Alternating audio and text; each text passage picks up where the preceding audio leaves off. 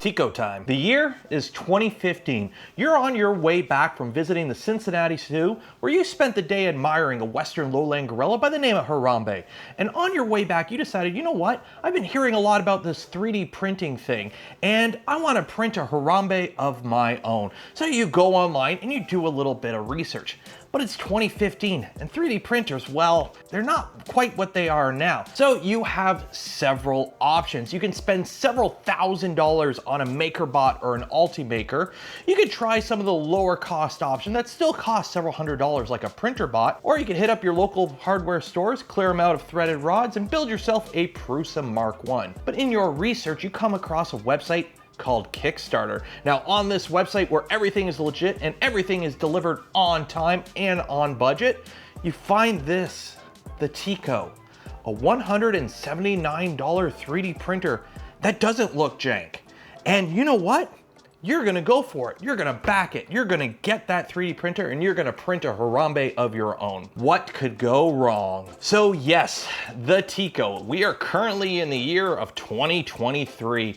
And a couple of weeks ago, I went to the Midwest RepRap Fest with some old printers that I had, and I traded somebody a printer, a functional, usable printer, for a original Tico.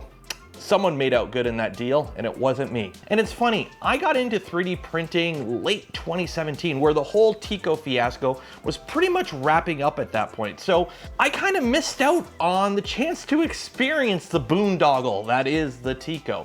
So for those that don't know what the Tico is, it is a 3D printer, probably one of the first big Kickstarter 3D printers. Those always go well. And it's got a bit of a history to it. So TLDR, they raised over $3 million if I remember, and they never really delivered. A few units did make it out into a wild. Some of the very early backers received units, some reviewers received units, and from what I've heard, by the end of the day, to try and stay afloat, this company was selling units that were meant to go to backers at malls in Canada at kiosks to just try and keep the lights on. So, what happened? Well, they were a little too ambitious. They overpromised and they way underdelivered. But here's the thing. I've been playing with this printer for a little over a week now, and I'm kind of impressed. There are some things to this printer. Now, don't get me wrong. This printer is pretty garbage. Don't go hunting down one of these unless you are a YouTuber and you want to make a video on it. There's really no point to trying to use one of these nowadays. But to a certain extent, this is probably the most user-friendly printer I've ever used. And I'm kind of surprised with that. And I kind of, as hard as it is to say, like it a little bit. So let's talk about the Tico itself and what I think kind of doomed them. And we'll start with the printer. As you can see here, it is a Delta printer. It's fully enclosed. It's got some nice LED lighting in there when you plug it in. I'm gonna unplug it right now.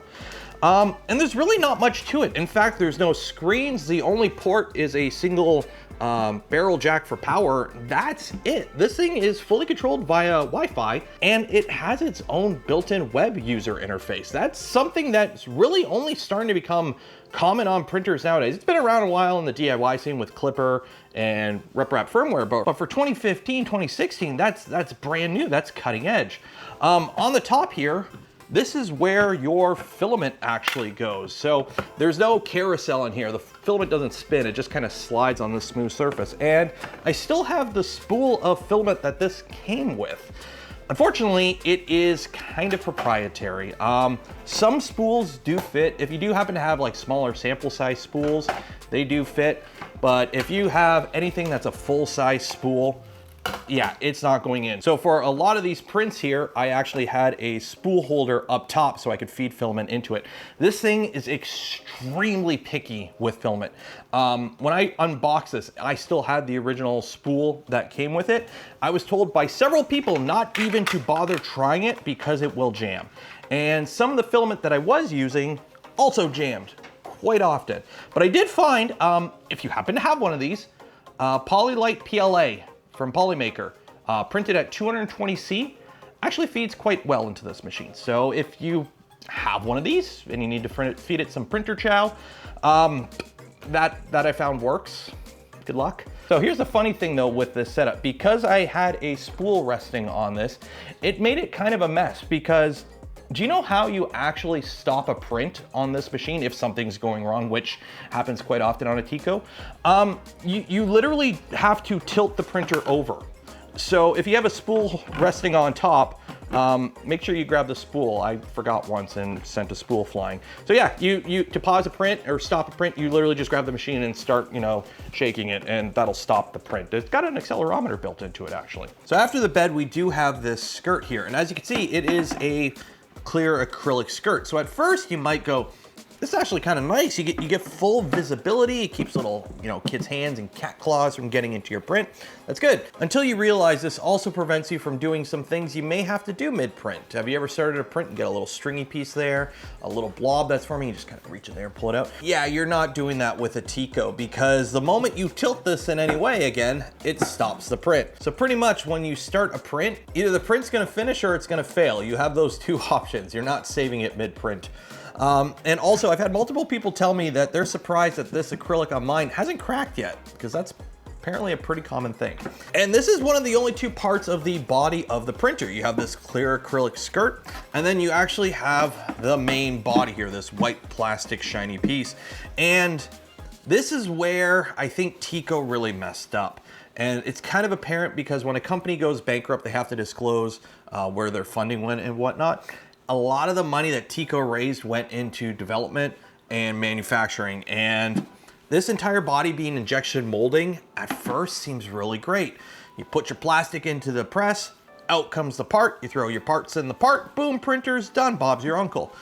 But as somebody who does have a background in injection molding, I spent 8 years working in a tool and mold shop as a mold maker.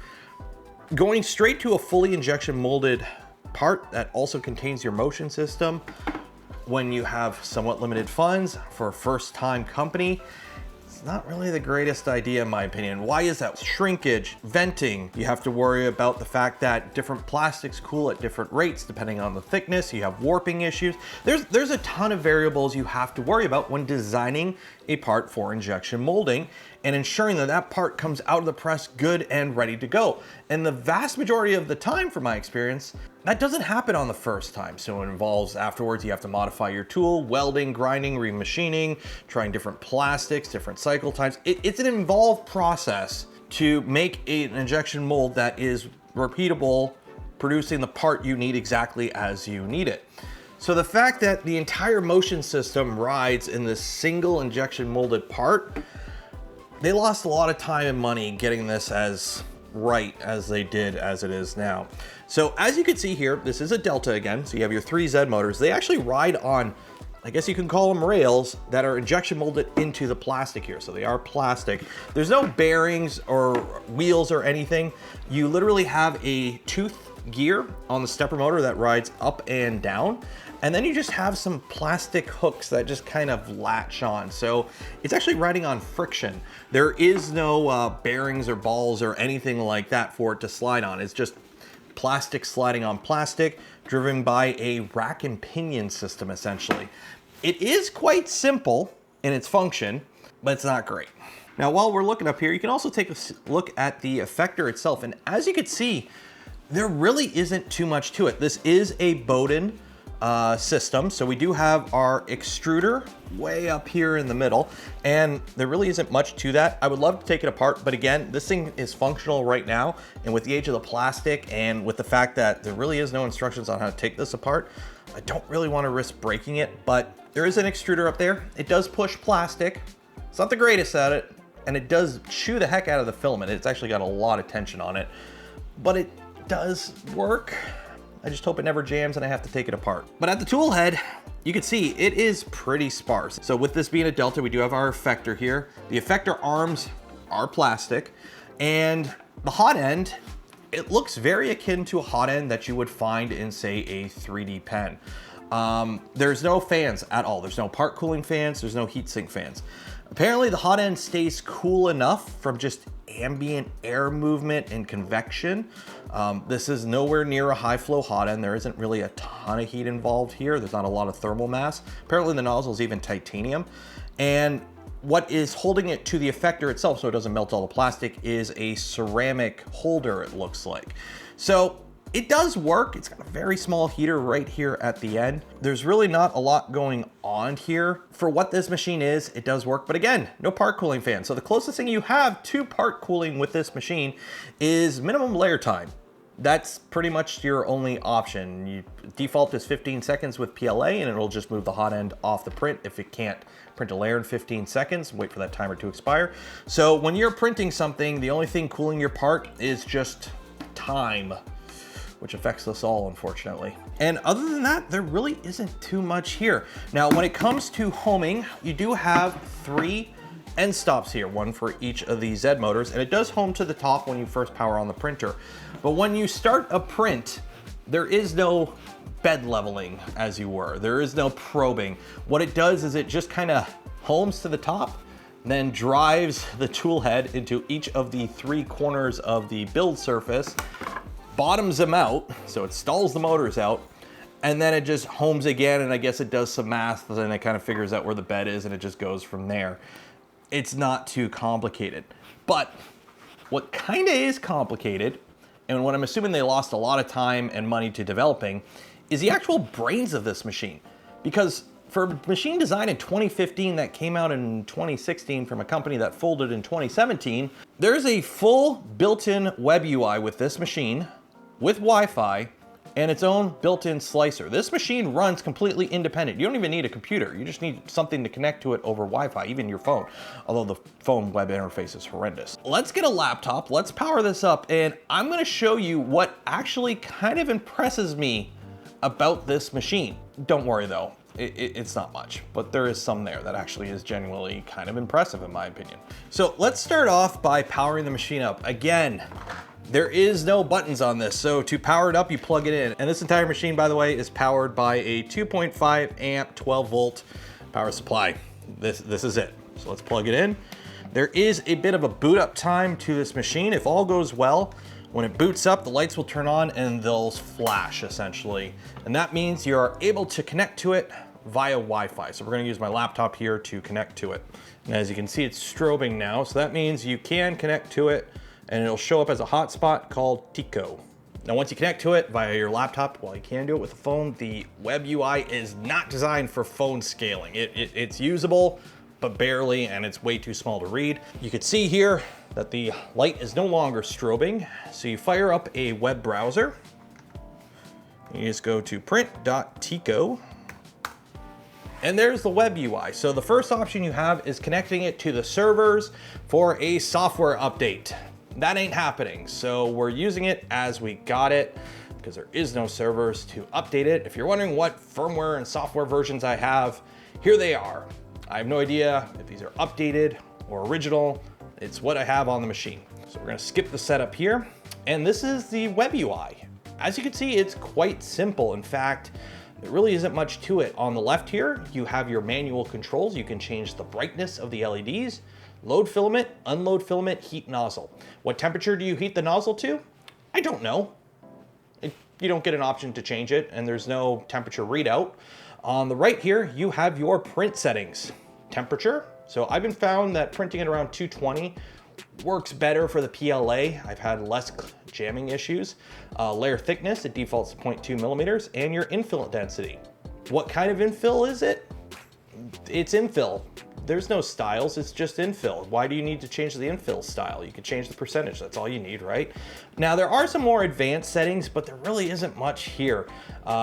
Basically options for seam control, retraction, speeds in general, and there ain't much here. So as you can see, the top speeds at 50 millimeters a second for travel. I really wouldn't push it much faster than that. Shell speeds, the exterior wall, 8 millimeters a second. Again though, you want to print slow with this machine. There is no part cooling, so time is the only cooling you have. And with the print volume of this machine, you're not doing large prints anyways. You do have some retraction settings though. This machine does have Z-hop, retraction length, unretraction length. There are a few things you can change, but not much. And that's about it. That's all you get. Now, when it comes to printing, again, the slicer is built in, so it's actually quite simple. All you do is add object, load the model you want to print, hit print, it will slice it. Sometimes it takes a moment here. And then you just hit start and it'll upload the file and start printing. So up until that point, it's actually really easy to use printer. If somebody had never used 3D printing before and they were getting into 3D printing for the first time, this interface, while very Spartan and lacking a lot of the features that we're accustomed to in modern 3D printing, is actually very user-friendly, I find, and it would be great if other machines had this level of simplicity. But it's always nice to have the ability to tune and adjust and tweak things for the power users out there. But for those that are just getting into 3D printing, having a super simple method of just upload and print for files, it's actually really nice to have, and I can appreciate this machine for having it. Now, it's not perfect. So for example, if you want to scale it, this is how you scale. You get 10% increments and you just kind of click and hold and drag up and down, and there's your scaling. No scale to fit, nothing like that. You can kind of rotate. It is a little tricky, but you can rotate stuff. There's no support settings. You're always printing with a raft, and also one object at a time. You're not uploading multiple models to this. You can only do one at a time, apparently. So that is the web interface and the slicer. Now, also this slicer, they wrote themselves. This was well before the days where you could just take Prusa slicer, change a few things, slap your logo on it and call it your own. They had to write this slicer from scratch. It's fully running on this machine itself. So that also probably contributed a lot to the hurdles of getting this machine delivered to customers in a timely fashion. Again, I think they bit off way more than they can chew, but for some things, they kind of did okay. And the web UI and the built-in slicer, while again, extremely Spartan, very simplistic, works kind of well for an entry-level machine in my opinion.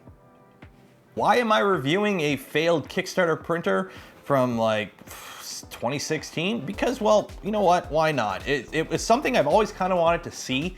And when I finally saw one at Murph and had the chance to actually get my hands on one and play around with it, I was kind of surprised. It brings me back to the days when I first got into 3D printing with my Monoprice Select Mini, where everything was just kind of new, and when you actually got a print that worked, you were excited. And how are the prints? Well, they're 2016 era prints. They kind of look like the thing you uploaded.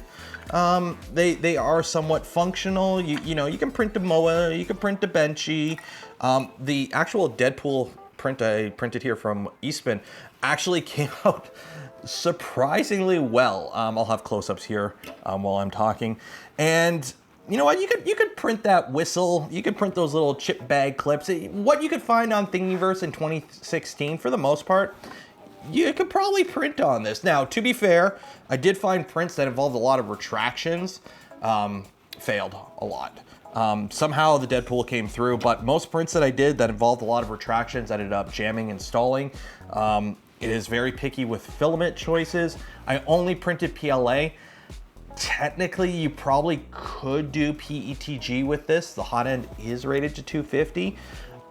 I did not even bother trying to try that. Same with like flexibles or anything like that. This is strictly gonna be a PLA printer when and if it ever does print again. This is gonna be a mantelpiece. But yeah, when it comes down to it, yes, Tico failed as a company and a lot of people paid money for a thing they didn't get, but it's Kickstarter. It's basically gambling. You have no guarantee you're gonna get what you pay for.